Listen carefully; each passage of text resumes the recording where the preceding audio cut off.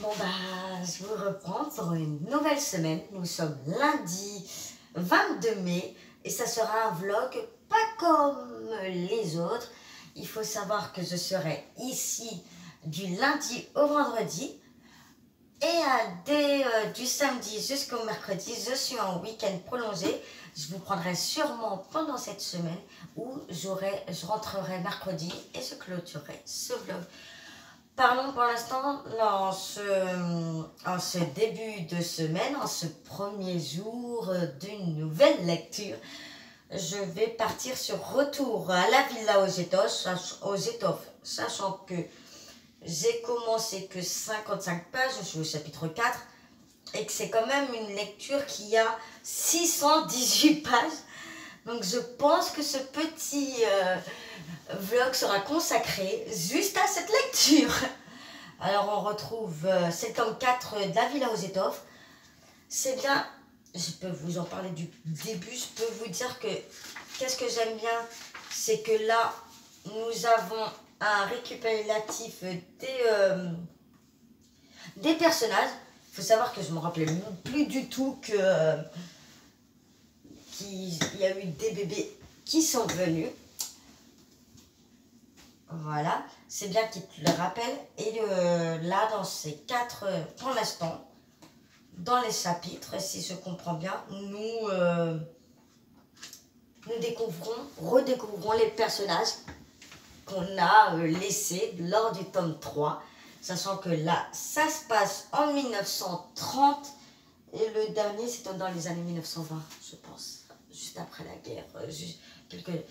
Et là, on voit que c'est un peu dur. On entend là, au bout de 50 pages, hein, j'ai déjà vu le nom de Adolf Hitler arriver. Donc je sens que ça va être une étape de l'histoire différente où là, Hitler arrive au pouvoir, Hitler arrive dans la politique. Et on sait qu'est-ce qui va se passer dans les semaines et les années qui suivent. Il faut savoir qu'on retrouve pour l'instant les domestiques que j'aime toujours autant. On retrouve Elisabeth, son mari et les enfants. Nous retrouvons les enfants de Marie et de Paul. Donc voilà. Et après, nous retrouvons aussi pour lors du 3e chapitre, Tilly qui était la belle-sœur de... J'ai un doute, je crois que c'est Elena, là. Textile,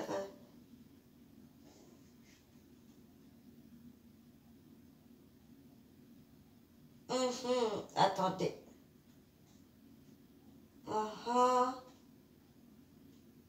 Non, Elisabeth, ça c'est la plus grande. Katharina. Donc on retrouve Tilly qui était l'ex-belle-sœur de Katharina, où son mari était défunt, est mort lors de la guerre. Nous retrouvons Tilly qui est docteur et qui est mariée depuis 5 ans avec Lippi, qui était l'un des amis de Paul Melzer. Donc voilà, il n'y a pas trop d'avancée. Pour l'instant, on apprend juste à retrouver qu'est-ce qui s'est passé entre-temps, entre les années 1920 et 1930. Je crois qu'il y a quand même 10 ans d'écart, si je ne me trompe pas. Attendez, je vais aller là. Ça, c'est le tome 3, ça. Nous sommes là sur le tome 3. Et bah oui, c'est pas totalement faux. Parce que dans le tome 3, nous sommes en 1920. Donc la guerre est finie, etc. Et là, nous nous retrouvons en 1930. Donc, il y a eu quand même 10 ans d'écart. Donc, on rattrape pour savoir qu'est-ce qui s'est passé lors de ces 10 ans de pause. Et j'aime toujours autant. Mais il faut savoir que je ne pense pas que je vais parler d'autres livres ce mois-ci, à part celui-là. Ce qui fait... il va me prendre beaucoup de temps. Voilà. Je viens demain pour vous reparler. Je ne suis pas sûre que j'aurai très bien avancé. À voir comment je lis ce soir. Mais je vous en reparlerai chaque jour pour voir mon ressentiment et vous parler de mes retrouvailles avec la famille Melzer. On se retrouve mercredi. Je vous ai pas pris hier pour vous lire un petit peu plus, pour vous en parler de ma lecture, mon opté de lecture. Donc j'ai lu 400 pages. Donc entre lundi et aujourd'hui, j'ai lu 350 pages. Donc j'aime bien. On voit l'arrivée d'Hitler. On en entend parler. On entend parler aussi qu'il commence à se méfier des Juifs. Malheureusement, les Juifs vont commencer à subir en se faisant frapper, agresser. Et on commence à parler du fait de faire partir les Juifs. Et le nazisme qui arrive avec Hitler au pouvoir. Je trouve ça plutôt intéressant d'apprendre le point de vue des Allemands. Pourquoi ils ont voté pour Hitler. Et d'autres, qu'est-ce qu'ils en ont pensé que Hitler est arrivé. J'aime bien aussi, comment dire, on entend beaucoup parler de Hitler, de qu'est-ce qui s'est passé avec la Seconde Guerre mondiale, avec les camps de concentration, etc. Et j'ai lu peu de livres, alors je ne sais pas s'il y en existe énormément, peut-être. J'ai lu peu de livres, voire jamais de livres où il parle de Hitler avant la Seconde Guerre mondiale, de son arrivée dans la politique, etc. Et là, on est en plein dedans, mais je pense qu'il y aura plus de Hitler dans le 4e tome qui se passe pendant la Seconde Guerre mondiale. Là, on voit qu'il y a la terreur, il y a aussi, il faut savoir que l'Allemagne vit un moment où avec le trash boursier new-yorkais, avec le fait qu'il y a l'inflation, le fait qu'il y a des problèmes. Donc les Melzer commencent à avoir un peu l'épée de Damoclès sur eux parce qu'ils doivent commencer à vendre leur immeuble, commencer à licencier ses employés à l'usine. Et malgré là, il y a toujours autant de problèmes. Il faut qu'ils remboursent des prêts. Marie, son atelier ne se passe pas très bien parce que les clientes ne payent pas de suite, voire on ne sait pas quand elles vont payer. Il faut savoir qu'il y a aussi il commence à avoir un doute parce que Marie a du sang juif et leurs enfants sont considérés comme des BATARD parce que selon le nazisme et Hitler, parce que c'est des enfants issus d'une juive et d'un allemand. Donc là, j'ai tellement hâte de continuer de lire. Là, on est en janvier 31. Je me suis arrêtée en janvier 1931. Ça me fait l'impression que Hitler arrive au pouvoir bien après. Mais bon, on voit que Hitler s'est représenté. S'est présenté plutôt. Je vais sûrement vous en reparler demain parce que j'aurai lu un peu plus. Je serai près de la fin, donc je pourrai vous en parler un peu plus. Mais pour l'instant, on peut dire, je suis plus qu'à la moitié, et je peux dire que pour l'instant, c'est mon tome préféré de la saga. Sachant que j'ai moins aimé le tome 3 à cause de certains personnages. Il y a encore certains personnages que j'ai envie d'étrangler. Mais vraiment, j'aime bien. Alors, si vous aimez le monde, l'atmosphère, l'ambiance de Downton Abbey, je vous conseille ce livre-là. C'est entre le Downton Abbey ou sinon on peut vous parler aussi sur le fait... là, ça se passe en Allemagne, mais en Angleterre plutôt, à la saga aussi, La Rêve de nos mères, qui parle aussi de la Première Guerre mondiale, l'entre-deux-guerres et la Seconde Guerre mondiale. Celle-là aussi, sauf que là, vous l'avez côté allemand. Et je trouve que ça change un petit peu d'avoir la vie des Allemands. À part ça, j'ai pas d'autres lectures. Je suis concentrée sur celle-là, sachant que samedi, nous partons. Donc, j'aurai quelques lectures, mais je vous montrerai mes lectures que je prends pour mon long week-end, vendredi. Voilà, nous sommes jeudi après-midi et il me reste que ça, donc 64 pages. Je suis à la page 555 et je pense terminer les 64 pages, 63, 64 qui me restent ce soir. Alors, vraiment, on est vraiment dans mon tome préféré. C'est sûr, je vous l'avais expliqué. On est dans le moment où on voit que les sociétés, les grandes entreprises tombent à cause de la faillite. On voit le fait que on a les grandes familles ont peur de perdre leur villa et leurs employés. On voit aussi la pauvreté, on voit aussi que ça arrive énormément, ça arrive, ils sont là, ils vont arriver. La guerre, ils en parlent pas encore. Là, je sais pas si dans les 50 pages, on va leur en parler. Mais Hitler avance son pion. Donc, j'ai hâte de continuer, j'ai hâte de savoir le tome 5, j'ai hâte de lire le tome 5. C'est une saga qui se terminera au tome 6. Si vous avez découvert cette saga, dites-moi quel est votre tome préféré. Le mien reste pour l'instant le tome 4. C'est un copain part en Amérique, peur de ce qui se passe pour les Juifs en Allemagne. Il y a des dettes à rembourser, il y a la peur de perdre certains membres de sa famille, il y a l'espoir, il y a la déception, et surtout, il y a le fait de savoir que ils ont chacun leur don et que oui, une femme peut être si et non s'occuper de la maison. Oui, un garçon peut être comme ça et pas s'occuper de l'affaire de son père. J'ai pris une semaine entière à en parler, donc je le finis jeudi soir, ça avait commencé lundi, donc presque une semaine, on va dire. Et je regrette pas d'avoir pris mon temps avec cette lecture, parce que j'aime être à leur côté. Voilà, je ne vous reprendrai pas ce soir.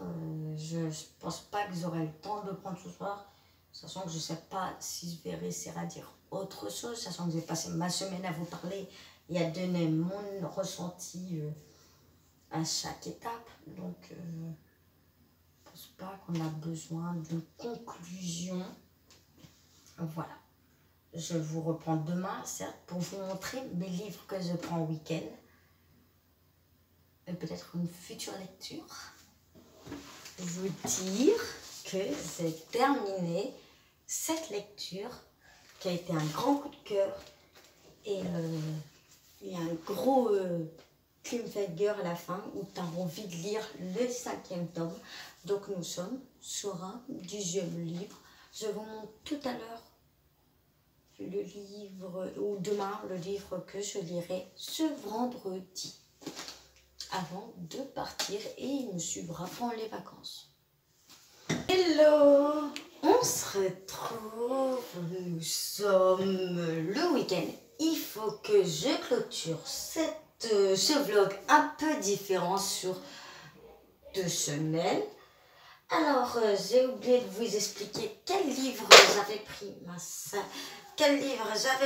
lors de mon séjour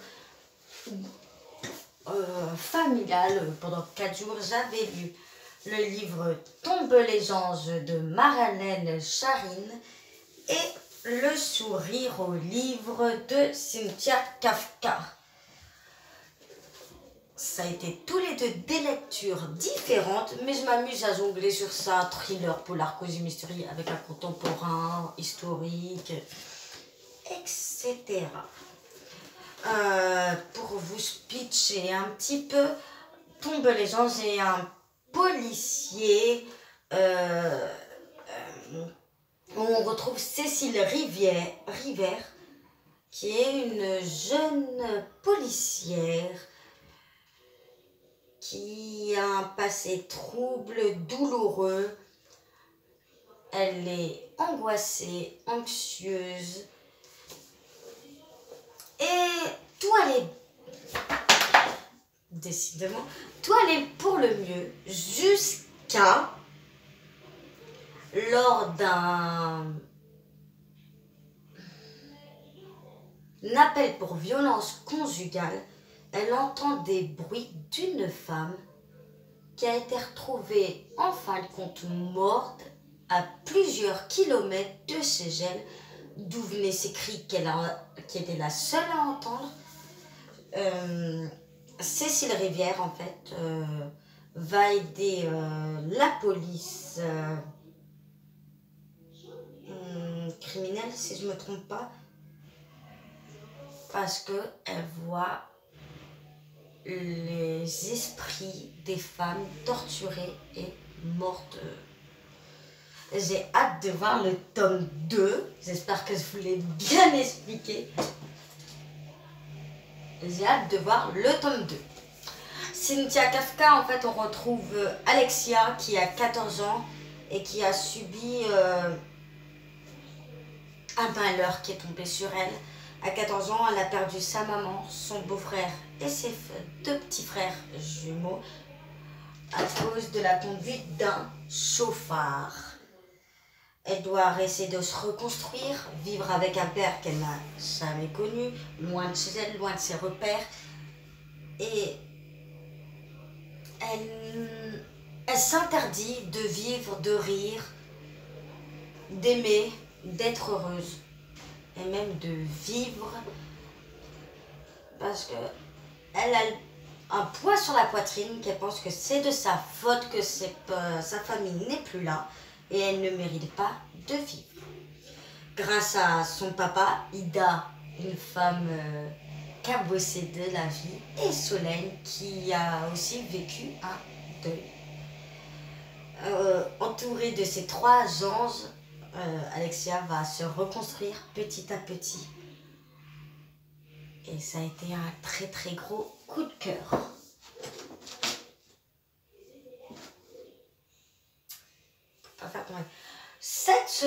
En rentrant jeudi, j'ai entamé une nouvelle lecture du 1er juin. Il fallait savoir que je commence un challenge du 1er juin jusqu'au 31 août. Et j'ai voulu commencer par celui.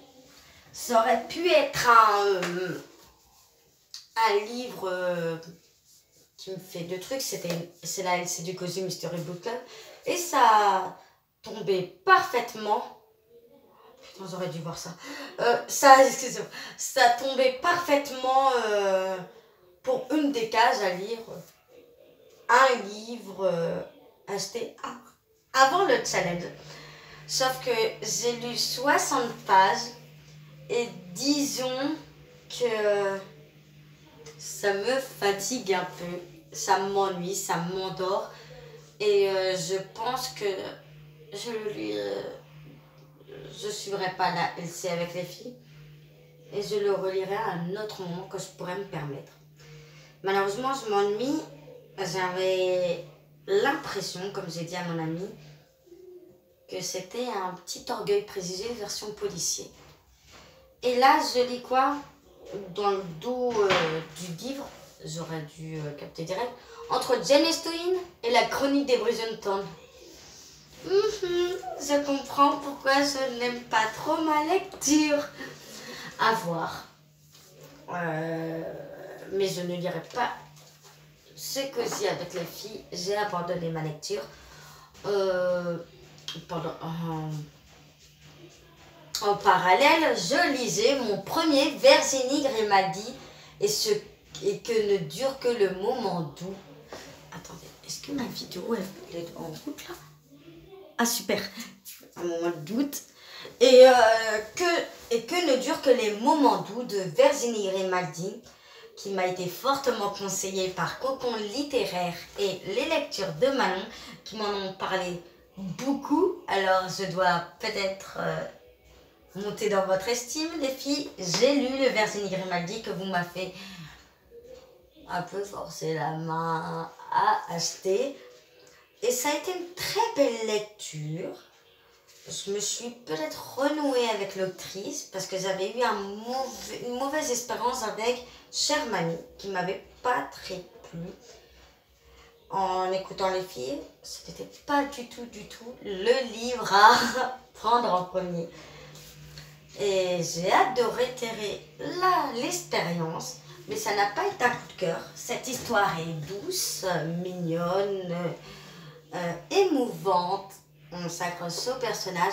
Ce n'est pas un coup de cœur parce que habituellement mes coups de cœur me fait pleurer et je n'ai pas eu de pleurs sur celui-là. On découvre deux mères, Lily et Élise. Élise, c'est une maman divorcée qui a passé sa vie à élever ses enfants, Charline et Thomas. Et elle a un peu le nid vide, comme on dirait, parce que son plus petit est parti loin d'elle. Elle va essayer de se reprendre à s'aimer, à découvrir d'autres choses, et elle va surtout être une câlineuse dans un hôpital pour prématurés. D'un côté, on a Lily. Lily est une jeune maman, premier enfant. Malheureusement, tout ne s'est pas passé comme prévu. Sa petite fille est née à 7 mois de grossesse prématurée. On retrouve les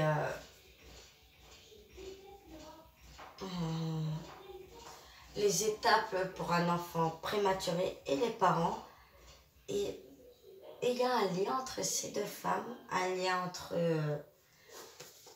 c'est vraiment à découvrir et pas en trop l'expliquer. Pas très bien là. Voilà. Ah non, j'ai oublié de vous dire.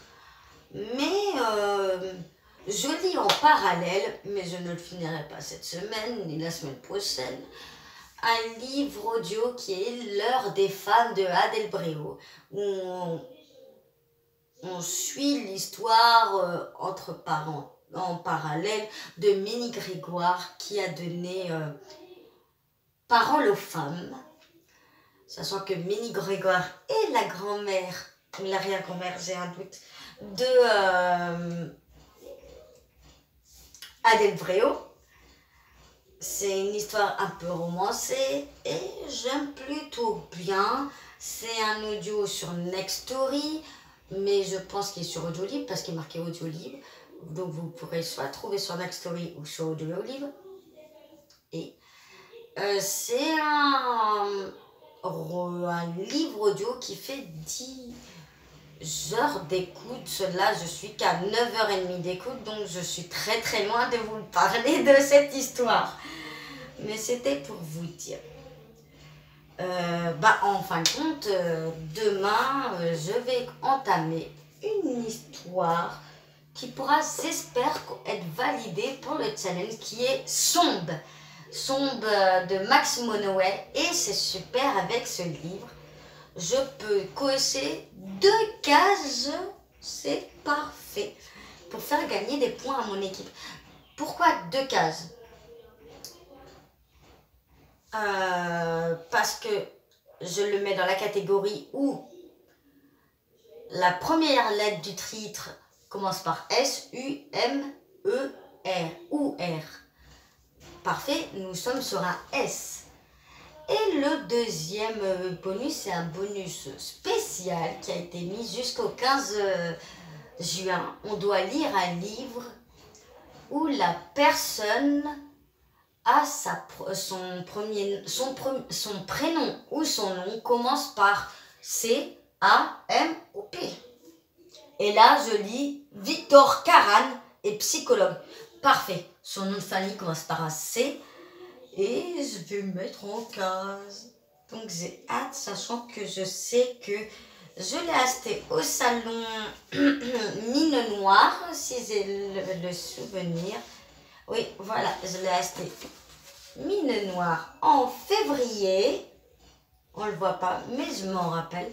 Et j'ai appris qu'en octobre, on la retrouve au Lire Histoire de Bruxelles.